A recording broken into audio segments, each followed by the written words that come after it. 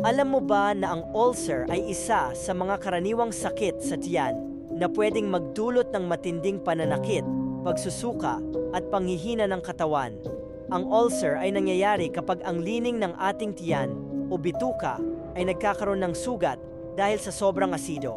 Isa sa mga pangunahing dahilan nito ay ang madalas na pag-skip ng pagkain, stress, labis na pag-inom ng kape o alak, at pag-abuso sa mga pain reliever gaya ng ibuprofen o aspirin.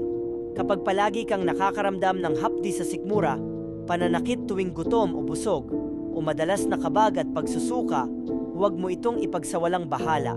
Mahalaga ang magpatingin agad sa doktor upang malaman kung ulcer na ito at mabigyan ng tamang gamot at payo sa pagkain.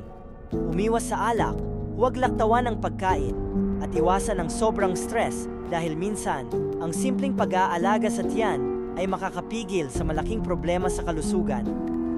Follow for more videos.